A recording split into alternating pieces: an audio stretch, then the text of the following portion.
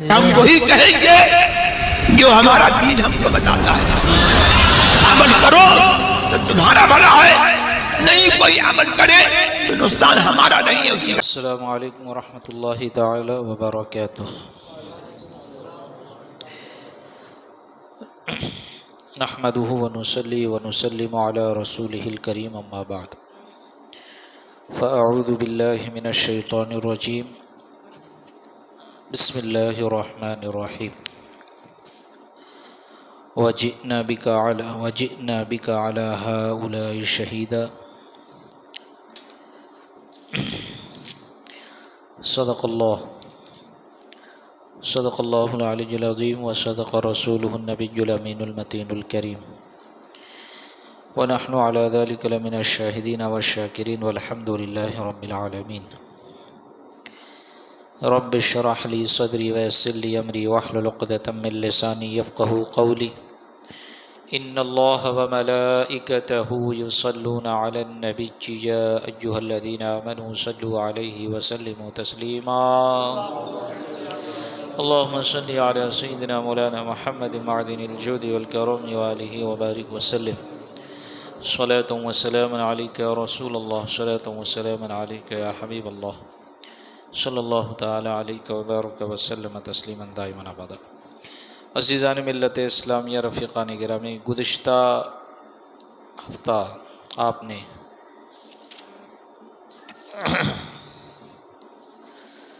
حضرت آدم علیہ نبینا علیہ الصلاۃ والتسلیم کو اللہ تبارک و تعالی نے تمام اشیاء کا علم سکھایا، تمام اشیاء کا نام سکھایا، اس سے متعلق آپ کو علم عطا فرمایا، اور اس کے ماتحت جو تفاسیر ہے اس کو آپ تمامی حضرات نے سماعت فرمایا. اور اسی کے ساتھ یہ بھی آپ نے سماعت فرمایا کہ حضرت آدم علیہ نبینا علیہ الصلاۃ والتسلیم کا جو علم ہے وہ نبی پاک صلی اللہ علیہ وسلم کے علوم میں سے ایک حصہ ہے.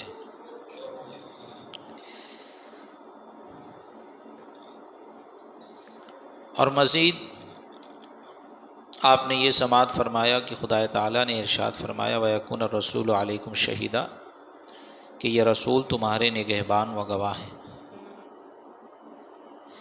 تو یہ نبی پاک صلی اللہ علیہ وسلم ہمارے نگہبان اور گواہ کیسے ہیں، کس طور پر ہیں، اور اس سے متعلق ہمارا کیا عقیدہ ہے اور تفاسیر میں کیا بیان کیا گیا ہے، وہ آپ نے گزشتہ ہفتہ سماعت فرمایا. ہمارا یہ درس چل رہا ہے علم غیب سے متعلق، یہ جاء الحق کا درس ہے. اس میں بحث علم غیب سے متعلق ہم درس سماعت فرما رہے ہیں. اور علم غیب نبی پاک اور دیگر انبیاء کرام علیہم الصلاۃ والتسلیم کو اللہ تبارک و تعالیٰ نے عطا فرمایا ہے یا نہیں فرمایا ہے، اس سے متعلق قرآن کیا کہتا ہے. اور ہم جو نبی پاک صاحب الاولاق صلی اللہ علیہ وسلم اور دیگر انبیاء کرام علیہم الصلاۃ والتسلیم اور اولیاء کرام کے بارے میں یہ عقیدہ رکھتے ہیں کہ ان کو علم غیب اللہ تبارک و تعالیٰ نے عطا فرمایا ہے، تو کیا اس کا کوئی ثبوت قرآن و احادیث میں ہے یا نہیں ہے، اس سے متعلق آپ درس سماعت فرما رہے ہیں. یہ آپ ذہن میں تازہ رکھیں، اور یہ بات ہمیشہ یاد رکھیں کہ کوشش کریں کہ جب بھی آپ درس میں شریک ہوں تو ایک دن یا 2 دن پہلے یا اسی دن اتوار کی شب میں آتے ہیں ہم لوگ، مطلب دوشنبہ کی شب ہو جاتی ہے، تو آپ صبح میں یا دوپہر میں کبھی بھی وقت نکال کے چیدہ کہیں سے درس سن لے، تاکہ آپ کو سمجھ میں آ جائے کہ درس آج کس ٹاپک پر ہونے والا ہے. اور یہ انشاءاللہ ہو سکتا ہے کئی ہفتہ چلے. تو ابھی خطبہ مسنونہ کے بعد جس آیت کریمہ کی تلاوت کرنے کا میں نے شرف حاصل کیا، اللہ تبارک و تعالیٰ اس میں ارشاد فرماتا ہے وَجِئْنَا بِكَ عَلَىٰ هَٰؤُلَاءِ شَهِيدًا، اور اے محبوب تم کو ان سب پر نگہبان بنا کر لائیں گے۔ وَجِئْنَا بِكَ عَلَىٰ هَٰؤُلَاءِ شَهِيدًا، تم کو ان سب پر نگہبان بنا کر لائیں گے۔ نگہبان کا مطلب سمجھتے ہیں نا؟ نگہبان کا مطلب ہوتا ہے نگاہ رکھنے والا، حفاظت کرنے والا، دیکھنے والا، جس کو میں نے پچھلے ہفتے کہا تھا آئی وٹنس، گواہ۔ سمجھ میں آئی بات؟ گواہ کے معنی میں بھی بولا جاتا ہے۔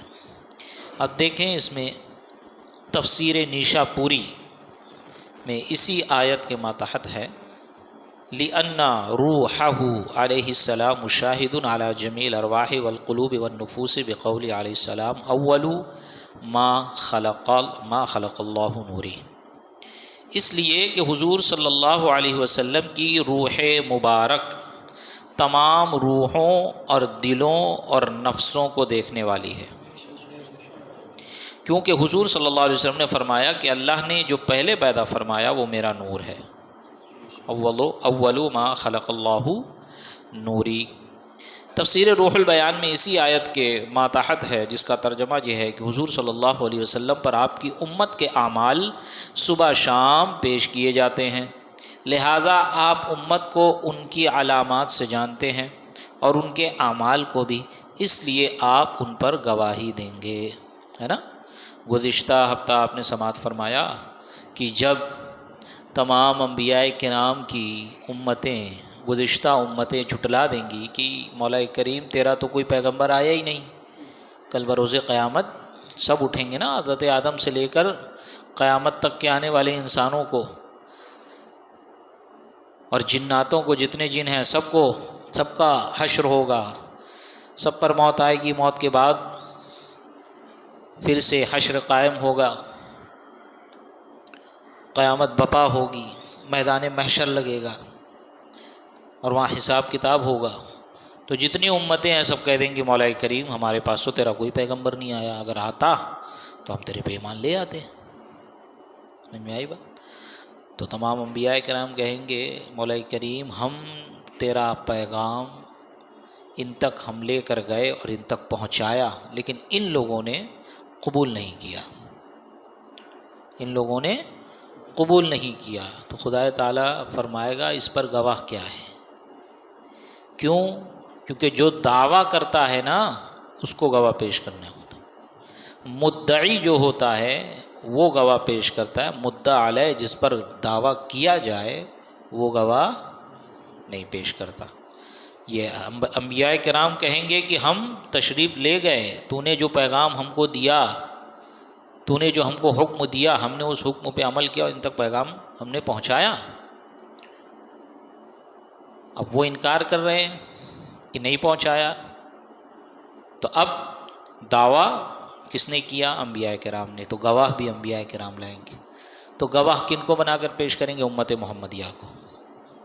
تو امت محمدیہ گواہی دے گی کون سی؟ سنی ہوئی، کہ ہاں مولا کریم تمام انبیاء کرام اپنی امتوں کو، اپنی امتوں تک تیرا پیغام ان لوگوں نے پہنچایا ہے، تو اب تمہارے پاس کیا ثبوت ہے کہ یہ صحیح کہہ رہے ہیں؟ ہم نے سنا تیرے نبی پاک صاحب الاولاق صلی اللہ علیہ وسلم نے ہمیں بتایا کہ گزشتہ قوموں کے جو انبیاء کرام تھے، گزشتہ امتوں کے جو انبیاء کرام تھے، ان تک انبیاء کرام نے اپنا اللہ تبارک و تعالیٰ کا پیغام پہنچایا، تیرے نبی نے ہم کو یہ بتایا۔ پھر ان کی گواہی کے لیے، اور وہ عادل ہے، لائق گواہی دینے کے لائق ہے، وہ شاہد ہیں، فاسق و فاجر نہیں ہیں، اب اس امت کے، ان کے لیے، ان کی حق میں گواہی دینے کے لیے اب نبی کریم صلی اللہ علیہ وسلم آئیں گے، اور نبی پاک صلی اللہ علیہ وسلم گواہی دیں گے کہ یہ میری امت جو ہے، جو گواہی دے رہی ہے، یہ عادل بھی ہے، نیک بھی ہے، متقی بھی ہے، پرہیزگار بھی ہے۔ کیسے معلوم کہ یہ عادل بھی ہے، متقی بھی ہے، پرہیزگار بھی ہے، اور شہادت کے لائق بھی ہے کہ ان کی گواہی قبول کی جائے۔ جب یہ اسی وقت علم ہوگا نا جب ایک ایک امت کے ایک ایک فرد کے اعمال نبی پاک کے سامنے ہوں، تبھی یہ ممکن ہے نا۔ میں کہوں کہ یہاں جتنے لوگ بیٹھے ہیں سب سچ بول رہے ہیں، تو مجھے اگر تمہارے بارے میں، آپ لوگوں کے بارے میں علم ہے کہ ہاں بھائی یہ بندہ جھوٹ نہیں بول رہا ہے، اور جھوٹ نہیں بول رہا ہے، سچ بول رہا ہے، اس کی وجہ کیا ہے، مجھے جب معلوم ہوگا تبھی تو میں دعویٰ کروں گا، ہے نا۔ ہاں بھائی اس نے کھانا کھا کے آیا، میں نے دیکھا ہوگا تبھی تو میں بتاؤں گا۔ ہاں یہ پڑھائی کیا ہے، جب میں نے دیکھا ہوگا تبھی تو میں بتاؤں گا۔ نبی پاک صاحب الاولاق صلی اللہ علیہ وسلم کل بروز قیامت جو گواہی دے رہے ہیں کہ ہاں میری امت کے یہ میری امت جو گواہی دے رہی ہے، یہ گواہی دینے کے لائق ہے، یہ لوگ بھی سچے ہیں، متقی ہیں، پرہیزگار ہیں اور عادل ہے۔ عادل ہے کیونکہ گواہی دینے میں عادل ہونا ضروری ہے کہ بندہ مردود الشہادہ نہ ہو، کیونکہ فاسق مولن کی گواہی کا اعتبار شریعت نہیں کرتی۔ سمجھ میں آئی بات؟ اس لیے جب قاضی کے پاس گواہی دینے کی باری آتی ہے تو دیکھا جاتا ہے جو گواہی دینے آیا ہے وہ اس لائق ہے یا نہیں کہ اس کی گواہی معتبر ہو۔ کہیں ایسا تو نہیں کہ مردود الشہادہ ہے، فاسق مولن ہو، داڑھی چھلی ہوئی ہو یا ایک مشت سے کم ہو۔ سمجھ میں آئی بات؟ تو اب وہ عند الاحناف اس کی گواہی معتبر نہیں، چاند کی خبر دینے آئے گا تو نہیں مانی جائے گی۔ تو نبی پاک صاحب الاولاق صلی اللہ علیہ وسلم اپنی امت کی گواہی دے رہے ہیں، اس کا مطلب کہ وہ امت کی احوال سے واقف ہے۔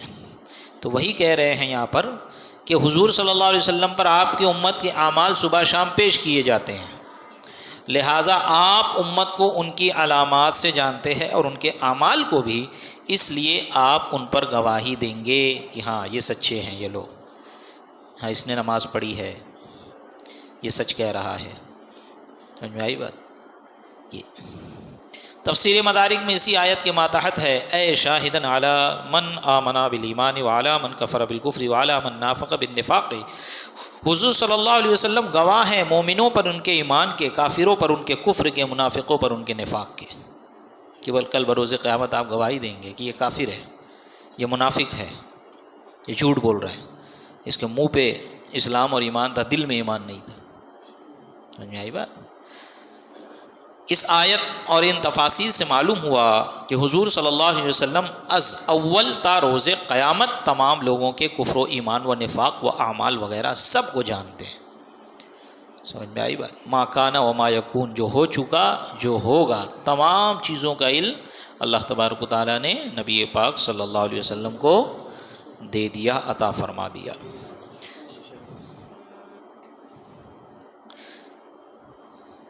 اسی لیے آپ سب کے گواہ ہیں، اور یہی تو علم غیب ہے، یہی علم غیب ہے۔ اللہ تبارک و تعالیٰ قرآن مجید میں ارشاد فرماتا ہے، من ذا الذی یشفع عندہ الا باذنہ یعلم ما بین ایدیہم وما خلفہم، وہ کون ہے جو اس کے یہاں شفاعت کرے بغیر اس کے حکم کے، جانتا ہے جو کچھ ان کے آگے ہے اور جو کچھ ان کے پیچھے ہے۔ من ذا الذی یشفع عندہ الا باذنہ، من ذا الذی، کون ہے، وہ کون ہے جو شفاعت کرے اللہ تعالیٰ کے یہاں، سفارشی بنے اللہ تعالیٰ کے یہاں، کون ہے ایسا مگر وہ کہ جس کو اللہ اجازت دے، الا باذنہ، جسے اجازت دی جائے گی وہی شفاعت کرے گا۔ اور نبی پاک صلی اللہ علیہ وسلم کو اجازت ہے، آپ یہاں بھی لوگوں کی مغفرت چاہ رہے ہیں اور کل بروز قیامت بھی لوگوں کی مغفرت فرمائیں گے، شفاعت کبریٰ آپ کو نصیب ہوگی۔ تو اب یہاں پر رب تبارک و تعالیٰ ارشاد فرما رہا ہے، وہ کون ہے جو اس کے یہاں شفاعت کرے بغیر اس کے حکم کے، بغیر اس کے حکم کے، یعنی اللہ تعالیٰ جس کو حکم دے گا وہی شفاعت کرے گا۔ اور ہمارا یہ عقیدہ نہیں ہے معاذ اللہ ثم معاذ اللہ کہ نبی پاک صلی اللہ علیہ وسلم کو ہم اللہ تعالیٰ کے مقابلے میں کھڑا کرتے، نہیں، ہم یہی کہہ رہے ہیں کہ اللہ تبارک و تعالیٰ نے نبی پاک کو اجازت عطا فرمائی اور کل بروز قیامت بھی اجازت عطا فرمائے گا۔ سمجھ میں آئی بات؟ ولو انہم ظلموا انفسہم جاؤک فاستغفروا اللہ واستغفر لہم الرسول. فاستغفر اللہ کا کیا معنی ہوتا ہے؟ پس وہ اللہ سے مغفرت طلب کرے. واستغفر لہم الرسول، اور رسول بھی ان کے لیے مغفرت طلب کرے. اور رسول بھی ان کے لیے مغفرت طلب کرے. کن کے لیے؟ جو اپنے جانوں پر ظلم کر لے، گناہ کر بیٹھیں، تو وہ اب کہاں آئے؟ اللہ تعالیٰ نے بتایا راستہ کہ میری محبوب کی بارگاہ میں آؤ. اور یہاں بارگاہ میں آنے کے بعد کیا کرو؟ اللہ سے توبہ کرو، اور رسول بھی تمہارے لیے استغفار کریں، تمہارے لیے مغفرت چاہیں. تو تب اللہ تعالیٰ کو تم کیا پاؤ گے؟ بڑا غفور الرحیم پاؤ گے. تو یہ شفاعت نہیں ہے تو اور کیا ہے؟ یہ سفارش نہیں ہے تو اور کیا ہے؟ سمجھ میں آئی بات؟ اب وہی چیز کون ہے جس کو اجازت دی جائے، اور جس کو اجازت دی جائے گی اس کی صفت کیا ہے؟ تو یہاں پر مفسرین فرماتے ہیں یعلم ما بین ایدیہم وما خلفہم، یہ یہاں تک یعلم ما بین ایدیہم وما خلفہم. تو تفسیر نیشاپور میں اس آیت کے ماتحت ہے یعلم محمد صلی اللہ علیہ وسلم ما بین ایدیہم من اولیات الامر قبل الخلائق وما خلفہم من احوال القیامت. حضور صلی اللہ علیہ وسلم مخلوق کے پہلے اولین معاملات بھی جانتے ہیں، اور جو مخلوق کے بعد قیامت کے احوال ہیں وہ بھی جانتے ہیں. مخلوق کے بعد قیامت کے احوال ہیں وہ بھی جانتے ہیں. روح البیان میں اسی آیت کے ماتحت ہے یعلم محمد علیہ السلام ما بین ایدیہم من الامور الاولیات قبل الخلائق وما خلفہم من احوال القیامت وفزع الخلق وغضب الرب. حضور صلی اللہ علیہ وسلم مخلوق کے پہلے کے حالات جانتے ہیں، اللہ تعالیٰ کے مخلوقات کو پیدا کرنے کے پہلے کے واقعات اور ان کے پیچھے کے حالات بھی جانتے ہیں، قیامت کے احوال، مخلوق کی گھبراہٹ اور رب تبارک و تعالیٰ کا غضب وغیرہ. یہ سب نبی پاک صلی اللہ علیہ وسلم کو معلوم ہے، اور اسی کا نام غیب ہے. اسی کا نام غیب ہے. اس آیت اور ان تفاصیل سے معلوم ہوا کہ آیت الکرسی میں من ذا الذی سے لے کر الا بما شاء تک 3 صفات حضور صلی اللہ علیہ وسلم کے بیان ہوئے. باقی اول و آخر میں صفات الہیہ ہے. اس میں فرمایا گیا ہے کہ خدا تعالیٰ کے پاس کوئی بغیر اجازت کسی کی شفاعت نہیں کر سکتا، اور جن کو شفاعت کی اجازت ہے وہ حضور صلی اللہ علیہ وسلم ہیں. اور شفیع کے لیے ضروری ہے کہ گناہ گاروں کے انجام ان کے حالات سے واقف ہو، تاکہ نااہل کی شفاعت نہ ہو جائے. ہے نا کہ جس کی شفاعت کی جائے، جس کی سفارش کی جائے، اس کے بارے میں معلوم ہونا چاہیے نا بھائی اس کا جرم کیا ہے، اس نے کیا کام کیا ہے، یہ اس لائق ہے بھی کہ نہیں کہ اس کی شفاعت کی جائے یا نہ کی جائے. جو بڑے بڑے گناہ گار ہوں گے ان کی بھی شفاعت ہو جائے گی، لیکن جو کافر و مشرک ہیں ان کی شفاعت نہیں ہوگی. سمجھ میں آئی بات؟ تو مسلمانوں کی، ایمان والوں کی شفاعت کریں گے نبی پاک صلی اللہ علیہ وسلم، اور پھر آپ کے بعد دیگر انبیاء کرام شفاعت کریں گے، آپ کے بعد اولیاء کرام شفاعت کریں گے، آپ کے بعد اب امت کے حفاظ اور علماء کرام شفاعت کریں گے. سمجھ میں آئی بات؟ تو شفیع شفاعت کرنے والے کے لیے ضروری ہے کہ گناہ گاروں کے انجام اور ان کے حالات سے واقفیت رکھتا ہو. کس لیے؟ اس لیے کہ کہیں ایسا نہ ہو کہ نااہل کی شفاعت ہو جائے اور مستحق کے شفاعت اس سے محروم نہ رہ جائے. جیسے طبیب کے لیے ضروری ہے، یعنی ڈاکٹر کے لیے ضروری ہے کہ قابل علاج اور لا علاج مریضوں کو جانیں کہ بھائی کس کا علاج کرنا ہے، کس کا علاج نہیں کرنا ہے. جس کا علاج نہیں کرنا اس کا علاج کرنے بیٹھ جائیں گے تو پھر جان کے لالے پڑ جائیں گے، دینے کے لینے پڑ جائیں گے. تو فرمایا گیا یعلم ما بین ایدیہم، جس کو ہم نے شفیع بنایا ہے اس کو تمام کا علم بھی دیا ہے، کیونکہ شفاعت کبریٰ کے لیے علم غیب لازم ہے. شفاعت کبریٰ کے لیے علم غیب لازم ہے. اس سے معلوم ہوا کہ جو کہتے ہیں کہ حضور صلی اللہ علیہ وسلم قیامت میں منافقین کو نہ پہچانیں گے، یا حضور صلی اللہ علیہ وسلم کو اپنی بھی خبر نہیں کہ میرا انجام کیا ہوگا، محض غلط اور بے دینی ہے، جیسا کہ آئندہ آتا ہے۔ وَلَا يُحِيطُونَ بِشَيْءٍ مِّنْ عِلْمِهِ إِلَّا بِمَا شَاءَ، اور وہ نہیں پاتے اس کے علم میں سے مگر جتنا وہ چاہے۔ تفسیر روح البیان میں اسی آیت کے ماتحت ہے، یہ آیت الکرسی ہے نا، یعلم ما بین ایدیہم وما خلفہم ولا یحیطون بشیء من علمہ الا بما شاء۔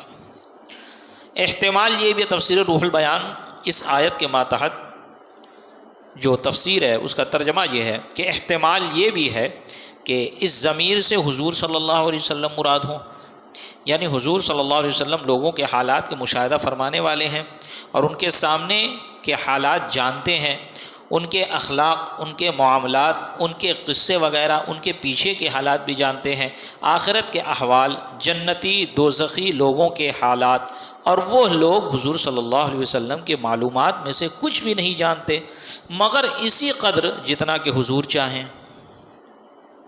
مگر اسی قدر جتنا کہ حضور چاہیں، یعنی حضور کے بعد جتنا علم ہے۔ یہ تو مسلم عقیدہ ہے نا کہ تمام مخلوقات میں سب سے زیادہ علم نبی پاک صلی اللہ علیہ وسلم کا ہے، اور تمام مخلوقات کو نبی پاک کی توسط سے ہی نبی پاک کا ہی علم عطا کیا گیا ہے۔ تو یہی فرما رہے ہیں کہ وہ لوگ حضور صلی اللہ علیہ وسلم کی معلومات سے کچھ بھی نہیں جانتے مگر اتنا ہی جتنا آپ سب کو عطا فرمائے۔ اولیاء اللہ کا علم علم انبیاء کے سامنے ایسا ہی ہے جیسے ایک قطرہ 7 سمندروں کے سامنے، اور انبیاء کرام کا علم حضور صلی اللہ علیہ وسلم کے علم کے سامنے اسی درجے کا ہے، یعنی ان کا علم ایک قطرہ، نبی پاک کا علم 7 سمندر کے مانند، اور ہمارے حضور صلی اللہ علیہ وسلم کا علم رب العالمین کے علم کے سامنے اسی درجے کا ہے کہ نبی پاک کا علم ایک قطرہ اور اللہ تبارک و تعالیٰ کا علم، یہاں انہوں نے 7 سمندر ہی لکھا، اعلیٰ حضرت نے تو لاکھوں سمندر لکھا ہے۔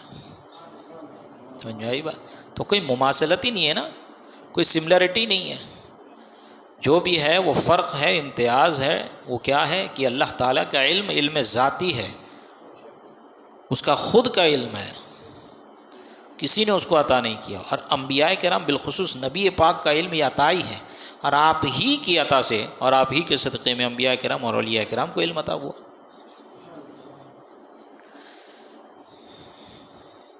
پس ہر نبی اور ہر رسول اور ہر ولی اپنی اپنی استعداد اور قابلیت کے موافق حضور سے ہی لیتے ہیں، اور کسی کو یہ ممکن نہیں کہ حضور صلی اللہ علیہ وسلم سے آگے بڑھ جائے، کوئی بھی علم میں حضور سے آگے نہیں بڑھ سکتا۔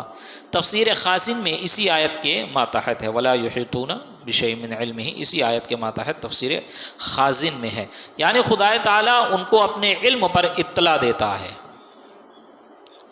اور وہ انبیاء و رسول ہیں تاکہ ان کا علم غیب پر مطلع ہونا ان کی نبوت کی دلیل ہو، جیسے رب نے فرمایا فَلَا يُظْهِرُ عَلَى غَيْبِ أَحَدًا إِلَّا مَنِ ارْتَضَىٰ مِن رَّسُولٍ، پس نہیں ظاہر فرماتا اپنے غیب خاص، اپنے غیب خاص پر کسی کو سوائے اس رسول کے جس سے رب راضی ہے۔ یہ دوسری تفسیر، اور اس تفسیر میں کیا فرمایا جا رہا ہے؟ وَلَا يُحِيطُونَ بِشَيْءٍ مِّنْ عِلْمِهِ إِلَّا بِمَا شَاءَ، اس سے مراد کیا فرمایا کہ یعنی خدا تعالیٰ ان کو اپنے علم پر اطلاع دیتا ہے، اور وہ انبیاء و رسول ہیں۔ اور پہلے تفسیر روح البیان ہے نا، تفسیر روح البیان میں ارشاد فرمایا کہ اگر یہاں ضمیر سے مراد، یہاں ضمیر سے مراد، ضمیر سمجھتے ہیں نا، جیسے علم ہی میں ہا ہے نا، یہ ہا ضمیر ہے، کیا کہتے ہیں ضمیر کو انگلش میں؟ غالباً پروناؤن کہتے ہیں، پروناؤن کہتے ہیں۔ پروناؤن جو ہوتی ہے وہ جو سبجیکٹ ہوتا ہے اس کو بتاتی ہے نا، تو یہاں پر وَلَا يُحِيطُونَ بِشَيْءٍ مِّنْ عِلْمِهِ، تو کوئی احاطہ نہیں کر سکتا، ذرا بھی احاطہ نہیں کر سکتا، کسی چیز کا بھی احاطہ نہیں کر سکتا، من علمہ، اس کے علم میں سے، الا بما شاء، مگر یہ کہ وہ جس کو چاہے۔ تو یہاں ہا ضمیر من علم ہی اس کے علم سے، یہاں اگر ضمیر ہا ضمیر نبی پاک کے پاس، نبی پاک کی طرف لوٹائیں یا اس سے نبی پاک مراد ہو تو معنی و مفہوم وہ ہوگا جو اوپر بیان ہوا، جو روح البیان میں بیان کیا۔ اور اگر اس سے مراد خدا تعالیٰ کا علم ہے تو مراد یہ ہوگا، مراد اس سے یہ ہوگی یعنی خدا تعالیٰ ان کو اپنے علم پر اطلاع دیتا ہے۔ کن کو دیتا ہے؟ انبیاء کرام کو، رسولان اعظام کو۔ کیوں؟ کیونکہ یہ آیت سے ثابت ہے فلا یظہر علی غیبہ احد الا من ارتضی من رسول، کہ اپنے غیب خاص پر کسی کو مطلع نہیں کرتا مگر اس رسول کو جس کو چن لیا ہے۔ چنندہ رسولوں پر، چنے ہوئے رسولوں پر اللہ تبارک و تعالیٰ اپنا علم غیب واضح کر دیتا ہے، ظاہر کر دیتا ہے۔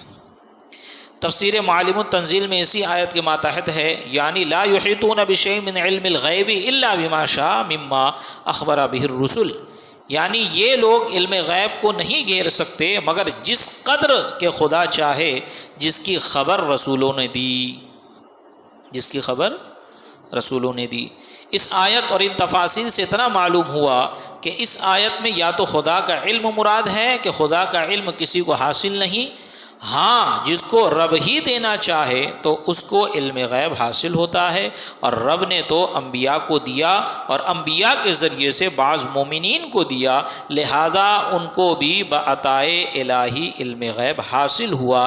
کتنا دیا اس کا ذکر آئندہ آئے گا، آگے آئے گا۔ یا یہ مراد ہے کہ حضور صلی اللہ علیہ وسلم کے علم کو کوئی نہیں پا سکتا۔ اس آیت سے دو مفہوم نکلتے ہیں، دو میننگ نکلتے ہیں اس کی۔ تو پہلا یہ بتایا کہ اللہ تبارک و تعالیٰ کے علم میں سے کوئی کچھ نہیں پا سکتا مگر جب کہ خدا خود عطا کرے، اور وہ انبیاء کرام کو عطا کرتا ہے اور ان کے صدقے میں اولیاء کو عطا کرتا ہے۔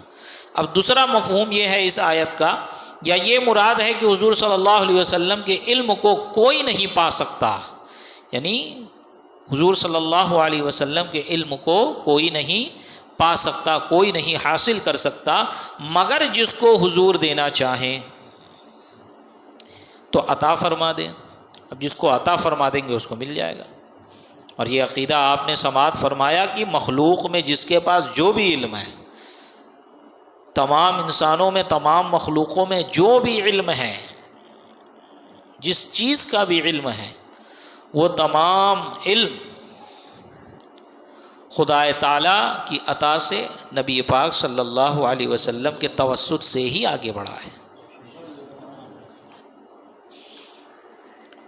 یا یہ مراد ہے کہ حضور صلی اللہ علیہ وسلم کے علم کو کوئی نہیں پا سکتا مگر جس کو حضور صلی اللہ علیہ وسلم دینا چاہیں تو عطا فرما دے، لہٰذا از حضرت آدم تا روز قیامت، یعنی حضرت آدم علیہ السلام سے لے کر قیامت تک کے جس کو جس قدر علم ملا وہ حضور صلی اللہ علیہ وسلم کے علم کے دریا کا قطرہ ہے۔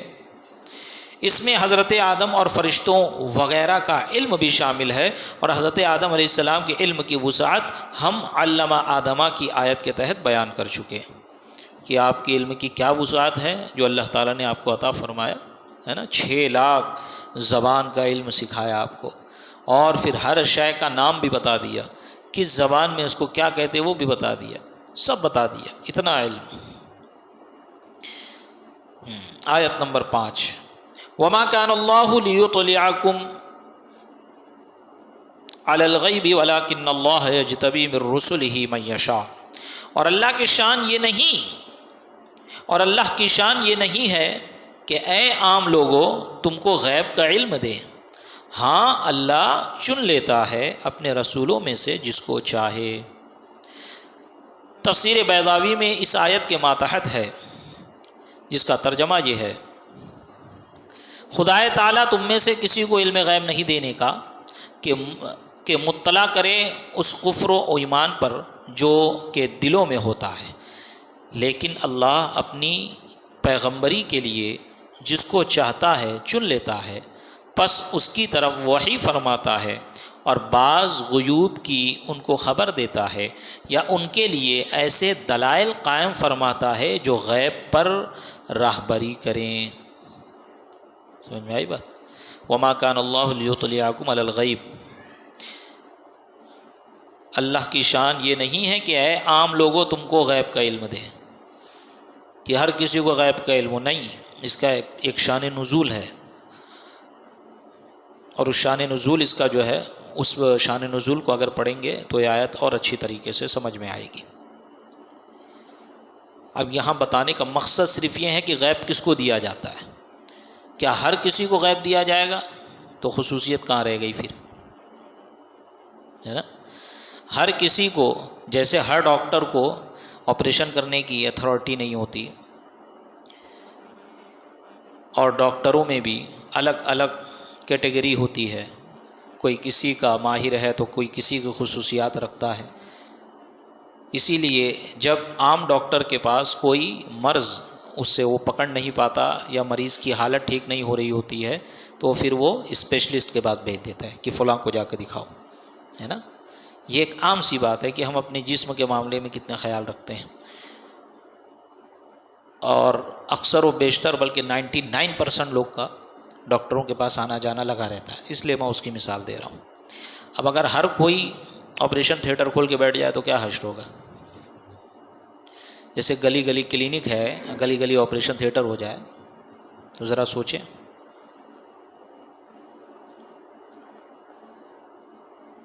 تو ہر کسی کو ہر علم نہیں دیا جاتا، تو علم غیب بھی یہ عام لوگوں کے لیے نہیں ہے کہ عام طور پہ سب کو بانٹ دیا جائے اور سب کو معلوم ہو جائے خبریں، سمجھ میں آئی بات؟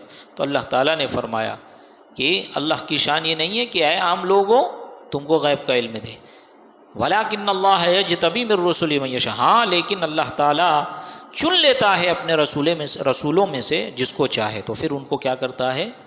غیب کا علم دیتا ہے۔ تو وہی فرمایا تفسیر بیضاوی میں، یہ تفسیر بیضاوی بڑی مشہور و معروف کتاب ہے، میں نے اس سے پہلے بھی آپ لوگوں سے کہا بڑی معتبر کتاب ہے، یہ درس نظامی میں آخری سال میں چلتی ہے، سمجھ میں آئی بات؟ آخری سال کی، جب بندہ جس سال فاضل ہو جاتا ہے اس کے سر پہ دستار سجتی ہے، اب وہ آگے پڑھنا چاہے تو تخصص کرے، یعنی PhD کرے، تخصص فی الفقہ کرے، مفتی بنے، یا تخصص فی الحدیث کرے، محدث بنے، یا تخصص فی تفسیر کرے، مفسر بنے، سمجھ میں آئی بات؟ تو آخری سال میں یہ بیضاوی، یہ تفسیر کی کتاب پڑھائی جاتی ہے۔ اس میں کیا فرمایا اس آیت کے ماتحت، جس کا ترجمہ یہ ہے کہ خدا تعالیٰ تم میں سے کسی کو علم غیب نہیں دینے کا، تم میں سے کسی کو علم غیب وہ نہیں دینے کا، یعنی نہیں دے گا کہ مطلع کر دے، بتا دے، اس کفر و ایمان پر مطلع کر دے، اس کفر اور ایمان کو بتا دے جو دلوں میں چھپا ہوا ہے۔ یہ اللہ تعالیٰ تم لوگوں کو، عام لوگوں کو، کسی کو نہیں بتاتا، کسی کو اس پہ مطلع نہیں کرتا، ہاں لیکن اللہ اپنی پیغمبری کے لیے جس کو چن لیتا ہے ان رسولان اعظام پر اپنے غیوب میں سے کچھ واضح کر دیتا ہے، سمجھ میں آئی بات؟ اور بعض غیوب کی ان کو خبر دیتا ہے، یا ان کے لیے ایسے دلائل قائم کر دیتا ہے جو غیب پر راہبری کریں، جو ان کو غیب تک پہنچا دیتے ہیں۔ تفسیر خازن میں ہے لیکن اللہ یصطفی و یختار من رسلہ من یشاء فیطلعہ علی بعض علم الغیب، لیکن اللہ چن لیتا ہے اپنے رسولوں میں سے جس کو چاہتا ہے، ان کو خبردار کرتا ہے بعض علم غیب پر۔ تفسیر کبیر میں اسی آیت کے ماتحت ہے فَأَمَّا مَعْرِفَةُ ذَلِكَ عَلَى سَبِيلِ الْإِعْلَامِ مِنَ الْغَيْبِ فَهُوَ مِنْ خَوَاصِ الْأَنْبِيَاءِ، لیکن ان باتوں کا بطریق غیب پر مطلع ہونے کے جان لینا یہ انبیاء کرام کی خصوصیت ہے، سمجھ میں آئی بات؟ یہ انبیاء کرام کی خصوصیت، نبی کا معنی ہی وہی ہوتا ہے غیب کی خبریں دینے والا، نبی کا معنی ہی یہ ہوتا ہے غیب کی خبر دینے والا۔ تو اگر غیب جب علم ہے ہی نہیں غیب کا تو خبر کیسے دیں گے؟ اور غیب کی خبر دے رہے ہیں تو اس کا مطلب غیب کا علم ہے، تبھی تو بتا رہے ہیں۔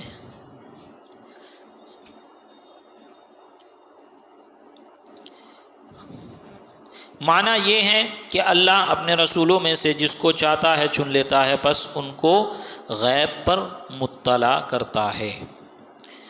وما كان الله ليطلعكم على الغيب فتعرف المنافق قبل التمييز ولكن الله يجتبي ويختار من يشاء فيطلع على غيبه كما اطلع النبي عليه السلام على حال المنافقين، خدا تعالیٰ تم کو غیب پر مطلع نہیں کرنے کا تاکہ فرق کرنے سے پہلے منافقوں کو جان لو، لیکن اللہ جس کو چاہتا ہے چھانٹ لیتا ہے تو اس کو اپنے غیب پر مطلع فرماتا ہے، جیسا کہ نبی کریم صلی اللہ علیہ وسلم کو منافقین کے حال پر مطلع فرما دیا۔ تو یہ تفاسیر بھی اس بات پر دلالت کر رہی ہیں کہ نبی پاک صلی اللہ علیہ وسلم کو علم غیب ہے۔ سمجھ میں آئی بات؟ ہمارا جو عقیدہ ہے اور جس پر یہ لوگ ہمیں مشرک کہتے ہیں، معاذ اللہ کافر کہتے ہیں، یہ دیابنا، یہ وہابیہ، کہ ان کا عقیدہ جو ہے کہ نبی پاک صلی اللہ علیہ وسلم کو علم غیب ہے، معاذ اللہ، تو یہ تو اللہ کے برابر کر دیے۔ تو اللہ تو خود فرما رہا ہے فلا یظہر علی غیبہ احد الا من ارتضی من رسول لیکن اللہ یجتبی من رسلہ من یشاء۔ تو کیا معاذ اللہ خدا تعالیٰ خود ہی مشرک ہو گیا؟ معاذ اللہ شرک کی تعلیم دے رہا ہے۔ اگر ان کی بات مان لی جائے تو قرآن میں ٹکراؤ ہو جائے گا کہ نہیں؟ ان کی بات مان لی جائے تو قرآن معاذ اللہ جھوٹا ہو جائے گا کہ نہیں؟ یا تو یہ سچے یا تو قرآن سچا، دونوں سچے نہیں ہو سکتے، ہے نا؟ اور قرآن جہاں پر یہ کہہ رہا ہے عالم الغیب والشہادہ کہ اللہ ہی ہے، وعنده مفاتیح الغیب، اللہ ہی ہے جس کے بعد غیب کی کنجیاں ہیں، اللہ ہی ہے جسے غیب کا علم ہے، تو اس سے مراد اس کا ذاتی علم ہے کہ اس کو کسی نے عطا نہیں کیا ہے۔ اور انبیاء کرام کو جو علم ہے وہ علم اللہ تبارک و تعالیٰ کی عطا کرنے سے ہے، اور نبی پاک اور انبیاء کرام کا علم خدا تعالیٰ کے علم کے سامنے اس کی حیثیت بہت ہی کم تر ہے، ایک ذرے کے برابر ہے، ایک قطرے کے برابر ہے۔ سمجھ میں آئی بات؟ اس لیے میں نے پچھلے ہفتے کہا تھا کہ ہم کل غیب کا علم نہیں مانتے، بعض غیب مانتے ہیں کہ اللہ تبارک و تعالیٰ نے نبی پاک صلی اللہ علیہ وسلم کو اپنے علم غیب میں سے بعض غیوب کا علم دیا، لیکن وہ بعض بھی کتنا ہے اس کی حد ہم نہیں کر سکتے، ہم نہیں بتا سکتے کہ اتنا دیا کہ اتنا دیا، کتنا دیا، وہ جو دینے والا جانے اور لینے والا جانے۔ سمجھ میں آئی بات؟ ہاں۔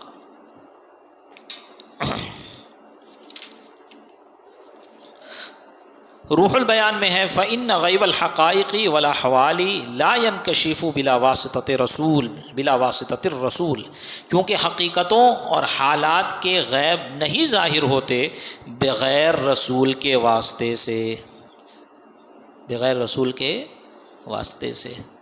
سمجھ میں آئی بات؟ جنت ہے، دوزخ ہے، اس پر ہمارا ایمان ہے کہ نہیں؟ ہے نا؟ جنت دوزخ ہے، کنفرم ہے، کوئی ذرہ برابر اس میں ڈاؤٹ نہیں ہے۔ لیکن آپ کو کیسے معلوم ہوا کہ جنت دوزخ ہے؟ کیا آپ نے دیکھا؟ نہیں دیکھا نا، یہ غیب ہی ہے نا، چھپا ہوا ہے نا۔ لیکن یہ دلائل کے ذریعے سے ہمیں معلوم ہے۔ وہ دلیل کیا ہے؟ وہ دلیل ہے قرآن پاک کی آیات، احادیث کریمہ۔ اور قرآن پاک اور احادیث ہمیں کس سے ملی؟ نبی پاک سے ملی۔ تو نبی پاک کے واسطے سے ہمیں ان غیوبات کا علم ہوا کہ ہاں جنت ہے، یعنی ان کے وجود کا صرف علم ہوا، ہم نے دیکھا نہیں ہے ابھی کیسی ہے جنت، ہمیں نہیں پتہ، صرف ان کے وجود کا کہ ہاں ہے، دوزخ ہے، ان کے وجود کا علم ہوا۔ قیامت آنے والی ہے، ملائکہ ہیں، فرشتے ہیں، اللہ تبارک و تعالیٰ ہے، وہ واجب الوجود ہے، یہ کیسے علم ہوا؟ ہمیں دیکھے تو ہے نہیں، نبی پاک کے بتانے سے۔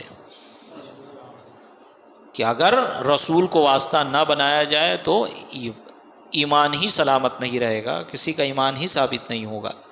اگر رسول کو واسطہ نہ بنایا جائے تو ان تمام چیزوں کی خبر ملنے پر کوئی گواہی قائم نہیں ہو پائے گی۔ تو اسی لیے فرمایا کہ جو کسی چیز کی حقیقتوں اور حالت کے غیب جو ہے وہ ظاہر ہوتی ہی ہے نبی کسی رسول یا رسول صلی اللہ علیہ وسلم کے واسطے سے، وہ بتائیں تو معلوم پڑے، وہ نہ بتائیں تو نہ معلوم پڑے۔ اس آیت کریمہ اور ان تفاصیل سے معلوم ہوا کہ خدا کا خاص علم غیب پیغمبر پر ظاہر ہوتا ہے۔ بعض مفسرین نے جو فرمایا کہ بعض غیب اس سے مراد ہے علم الہی کے مقابلے میں بعض، علم الہی کے مقابلے میں بعض، یعنی بعض غیب کا علم دیا، بعض سمجھ رہے ہو نا، بعض مطلب تھوڑا، سمجھ میں آئی بات؟ 100% نہیں، لیکن کتنا پرسنٹ یہ بھی نہیں معلوم. میں آئی بات. تو بعض تھوڑا علم دیا گیا تو بعض کہتے ہیں تھوڑے کو. تو جو بعض کہہ رہے ہیں کہ بعض غیب کا علم، خدا تعالیٰ کا جو علم غیب ہے اس میں سے اللہ تبارک و تعالیٰ نے بعض تھوڑا سا علم عطا فرمایا ہے. تو جو تھوڑا سا علم غیب ہے اس سے مراد خدا تعالیٰ کے علم میں سے تھوڑا سا دیا گیا ہے، لیکن وہ تھوڑا بھی کتنا ہے، اس کی حد کیا ہے، وہ ہمیں نہیں معلوم ہے. سمجھ میں آئی بات. ابھی یہاں پر ایک بات میں بتاتا ہوں، اس کے بعد اپنی بات مکمل کرتا ہوں انشاءاللہ. آگے کی آیتیں اگلے ہفتے.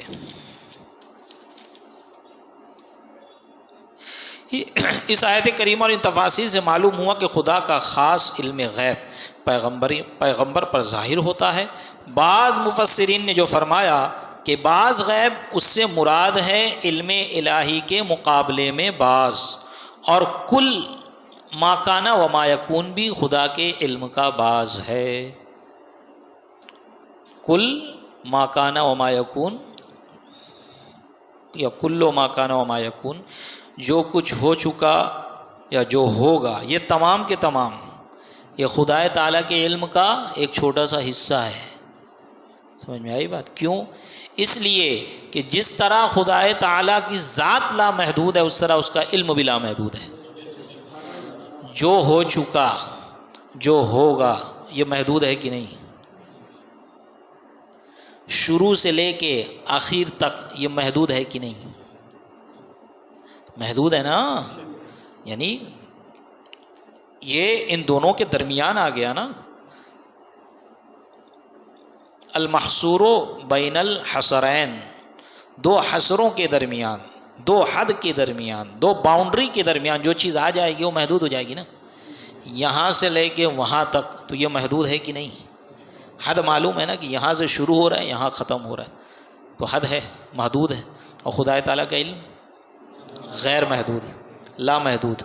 جب سے دنیا بنی اور جب تک دنیا رہے گی یہ محدود ہے کہ غیر محدود ہے؟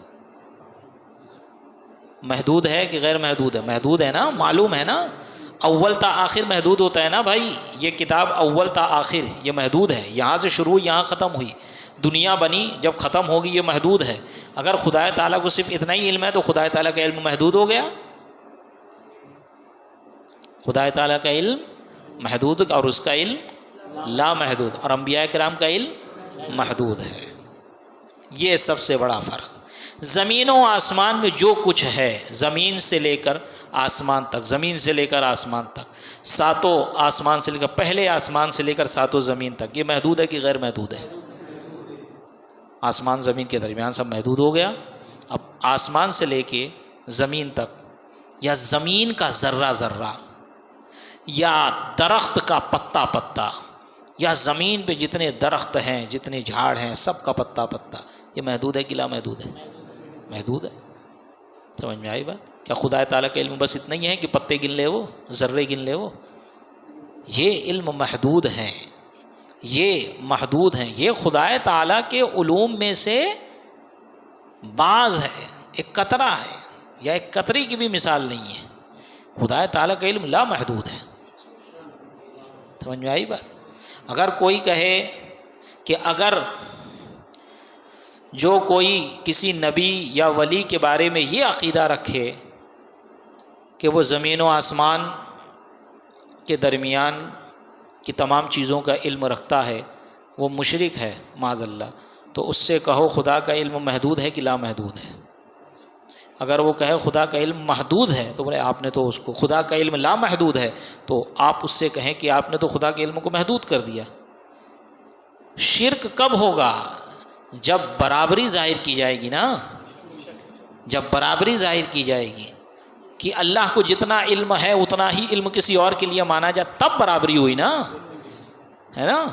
جیسے کہ خدا تعالیٰ عبادت کے لائق ہے، ہم کس کی عبادت کرتے ہیں؟ اللہ کی. اسی طرح کسی اور کی عبادت کی جائے تو یہ شرک ہوا نا کہ اس کو معبود بنایا گیا. سمجھ میں آ رہی بات. اسی طرح جتنا علم اللہ تعالیٰ کے پاس ہے، اللہ کو جتنا علم ہے اتنا ہی علم کسی اور کے لیے مانے تو یہ شرک ہوگا. اور یا پھر اتنا یا اتنا کیا بلکہ ایک ذرے کا بھی علم بغیر خدا کے عطا کے معنی، ایک ذرے کا بھی علم کہ اس ذرے کا علم فلاں شخص کو اپنی ذات سے ہے، خدا نے اس کو عطا نہیں کیا معاذ اللہ، تو وہ بھی کافر مشرک۔ کیونکہ جس کو جو بھی علم ہے، جس فن کا بھی، جس سبجیکٹ کا بھی، چاہے وہ مدارس کے علوم ہو، اس کے علاوہ کے ہو، یا کالج اور یونیورسٹی کے علوم ہو، یا اس کے علاوہ ہو، سمجھ میں آئی بات؟ علم صرف اتنا ہی نہیں ہے جو مدرسے اور کالجوں میں پڑھایا جاتا ہے، علم ایک ایک شے کا، ہر شے کا کئی کئی لحاظ سے علم ہے، اس کی حقیقت سے آگاہی خدا تعالیٰ کو ہے، اور وہ جس کو عطا فرما دے۔ پھر سمجھ میں آئی بات؟ تو خدا تعالیٰ کا علم لامحدود ہے، میں سمجھانا یہ چاہ رہا ہوں، آپ دیکھو میں سمجھانا یہ چاہ رہا ہوں، اور زمین و آسمان یہ محدود ہے۔ اب اگر اتنے میں ہی منحصر کر دیا تو خدا کا علم محدود ہو گیا کہ نہیں؟ ہو گیا نا۔ اب اگر وہ خدا یہ بولے کہ نہیں یہ خدا کا علم اتنا نہیں، خدا کا علم لامحدود ہے، تو اب اس کو کہا جائے کہ بھائی جب خدا کا علم لامحدود ہے تو ہم نے اتنا سا علم مان لیا تو کیا خرابی لازم آ گئی؟ خدا کے علم کا تھوڑا ہی تو ہے یہ، خدا کے علم کا بعض ہی تو ہے یہ، خدا کو کتنا علم ہے کس کو پتہ؟ سمجھ میں آ رہی بات؟ خدا کا علم کون ناپ سکتا ہے بھائی؟ اللہ تبارک و تعالیٰ کا علم کوئی ناپ سکتا ہے؟ یا نبی کا علم کوئی نہیں ناپ پا رہا ہے؟ سیدی سرکار اعلیٰ حضرت کو وصال فرمائے 104-5 سال ہو گئے، ان کا علم ابھی تک کوئی نہیں ناپ پایا، تو کسی نبی کا علم کون ناپے گا؟ ان کو تو بعض علوم وہ بھی تھے جو دنیا سے مفقود ہو گئے، پہلے جس کے ماہرین پائے جاتے تھے انسانوں میں، علم جفر، علم العداد وغیرہ کے، اب تو اس کے ماہرین کیا، اس میں تھوڑا موڑا کچھ آ گیا، جانکاری ہو گئی تو ہو گئی۔ سیدی سرکار اعلیٰ حضرت کو تو بعض وہ علوم تھے جو اب مفقود ہو گئے، ختم ہو گئے، اور علم التوقید میں سیدی سرکار اعلیٰ حضرت فاؤنڈر کی حیثیت رکھتے ہیں، موجد کی حیثیت رکھتے ہیں کہ آپ نے اس علم کو ایجاد کیا ہے، انہی کی کتاب پڑھ کر ان کے، اور ان جیسے سیدی سرکار اعلیٰ حضرت جیسے محققین، محدثین، مجددین بھرے ہوئے ہیں بھائی ہماری امت میں۔ گزشتہ زمانے میں چلے جائیں آپ، سمجھ میں آئی بات؟ ہاں یہ الگ بات ہے کہ سیدی سرکار اعلیٰ حضرت کی حیثیت الگ ہے، یہ 400 500 300 400 سال کے درمیان آپ دیکھیں گے تو آپ جیسا مجدد نظر نہیں آئے گا، اسی لیے انہیں مجدد اعظم کہا جاتا ہے، سمجھ میں آئی بات؟ ورنہ سیدی سرکار اعلیٰ حضرت یہ معجزات میں معجزات رسول اللہ ہے، آیت من آیات اللہ، معجزات میں معجزات رسول اللہ، کہ اللہ کی نشانیوں میں سے ایک نشانی اور نبی پاک کے معجزہ میں سے ایک معجزہ۔ تو آپ گزشتہ جو ہمارے 1400 سال میں جو ہمارے اکابرین گزرے، حضرت مولا علی کو لے لو، حضرت امام اعظم علیہ رحمت الرضوان کو لے لو، حضرت امام شافعی ہے، امام مالک ہے، امام احمد بن حنبل ہیں، حضرت امام طحاوی ہیں، محقق الاطلاق علامہ ابن الحمام ہے، امام جلال الدین سیوطی ہے۔ اگر ان کی حیات کا مطالعہ کریں گے آپ تو آپ کی عقلیں دنگ رہ جائیں گی۔ تو ہم ان کا علم نہیں ناپ پا رہے ہیں کتنا ہے کتنا نہیں ہے، تو کہ خدا کے علم کو کیسے ناپے گا؟ اتنا آسان ہے۔ ہاں یہ ذہن میں رکھو کہ کسی کو بھی مخلوق میں جو علم ہے وہ بغیر خدا کے نہیں ہے، بغیر خدا کے عطا کیے نہیں ہے۔ اگر کوئی یہ عقیدہ رکھے تو بھی ضرور کافر ہے، نئی بات۔ اور جو بھی چیزیں ہیں وہ محدود، اگر کوئی کہے کہ بھائی وہ فلاں درخت میں کتنے پتے ہیں، یہ اگر جو گن لے، یا جو یہ عقیدہ رکھے کہ یہ فلاں بزرگ کو معلوم ہے، فرشتی کو معلوم ہے، یا نبی پاک کو معلوم ہے، تو کافر۔ بولے کیوں کافر، کیوں مشرک؟ بولے خدا کو معلوم ہے، خدا کے علم سے برابر کر دیا۔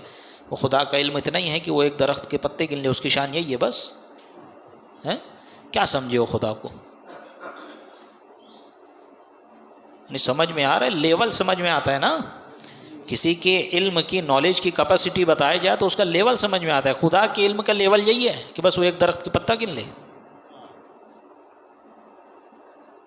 شرک اس وقت ہوگا جب بندہ یہ عقیدہ رکھے کہ یہ جو اس کو علم حاصل ہے اس کے اپنا ہے، ذاتی ہے، خدا نے عطا نہیں کیا، تو وہ مشرک۔ ایک ذرے کا بھی علم اگر کوئی یہ کہے کہ فلاں کو یا کسی نبی کو، کسی ولی کو یا کسی شخص کو بغیر خدا کے دیے اس کو اپنے سے حاصل ہے، وہ کافر ہو جائے گا۔ یہ ضروریات دین میں سے ہے، وہ کافر ہو جائے گا، نکل جائے گا دائرہ اسلام سے خارج. سمجھ میں آئی بات؟ اور علم غیب کسی کو حاصل ہے تو وہ کیسا حاصل ہے؟ اس کا ذاتی ہے، ذاتی کسی کا نہیں ہے، ذاتی صرف خدا تعالیٰ کا ہے. اور جو بھی انبیاء کرام کو علم دیا گیا وہ سب کے سب عطائی ہے، اللہ نے عطا کیا. وہ کتنا ہے؟ وہ تھوڑا ہے، بعض ہے، لیکن وہ بعض کتنا ہے، اس کی حد کیا ہے، اس کی حد ہم اس کا اندازہ نہیں لگا سکتے. سمجھ میں آئی بات؟ تو بس یہ ہمارا عقیدہ ہے. ہم کل غیب کے قائل نہیں ہیں، ہم بعض غیب کے قائل ہیں. وہ بعض کتنا ہے، اسی ہم اس کی حد کیا ہے، اس کی حد کا اندازہ ہمارے علم میں نہیں. ہمارے پاس اتنا علم اور اتنی کیپیسٹی نہیں ہے کہ نبی پاک کے علم کو ہم تھرمامیٹر لے کے جان سکیں، انچی ٹیپ لے کے جان سکیں کہ اتنا فٹ ہے، کہ کتنا لمبا ہے، کتنا ہے، کتنے کلو کا ہے، یا کتنے سال کا ہے، کتنے دن کا ہے. کچھ نہیں جان سکتے. یہ بعض غیب، یہ خدا کا بعض غیب ہے. اور مخلوق کے لحاظ سے دیکھا جائے تو مخلوق کے تمام مخلوقوں کو جتنا علم ہے نا، تمام مخلوقات کے پاس جو علم ہے وہ نبی پاک کے علم کا ایک قطرہ ہے. ٹھیک، انشاءاللہ آگے حضرت آدم کا واقعہ آپ نے گزشتہ ہفتہ سماعت فرمایا. انشاءاللہ آگے حضرت ابراہیم کا بھی واقعہ آئے گا کہ حضرت ابراہیم کو اللہ تعالیٰ نے کتنا علم عطا فرمایا تھا. اور حضرت ابراہیم کا علم آپ سنو گے تو آپ کو پھر اندازہ ہوگا کہ آپ کو سمجھ آئے گی اس بات کی کہ نبی پاک صلی اللہ علیہ وسلم کو اس سے بھی زیادہ علم اللہ نے عطا فرمایا ہے. ٹھیک، تو اللہ تبارک و تعالیٰ کی بارگاہ میں دعا ہے رب تبارک و تعالیٰ ہم سب کے ایمان و عقیدہ کی حفاظت فرمائے، ہم سب پر اپنا فضل خاص فرمائے. مولا کریم ہم سب کو مسلک کے اہل سنت، مسلک کے اعلیٰ حضرت پر استقامت عطا فرمائے. مولا کریم اسی سچے پکے مسلک پر ہم سب کا خاتمہ بالخیر فرمائے. مولا کریم ہم سب کو کل بروز قیامت اسی مسلک کے ماننے والوں کے ساتھ حشر فرمائے. مولا کریم یہاں پر جو کچھ ہم نے درس دیا، سنایا، اس میں کسی قسم کی کوئی خامی، کوئی غلطی قصداً و سہواً کچھ غلط ہو گیا ہو، کچھ بے ادبی ہو گئی ہو تو اپنے فضل سے اسے معاف فرمائے. مولا کریم یہاں پر جو کچھ درس دیا گیا اسے یاد رکھنے، اس پر عمل کرنے، اس کو دوسروں تک پہنچانے کی توفیق رفیق عطا فرمائے. وصلی اللہ تعالی علی خیر خلقی ونور عرشی سیدنا محمد وعلی آلہ وصحبہ اہل بیت و احباب اجمعین برحمتک یا ارحم الراحمین.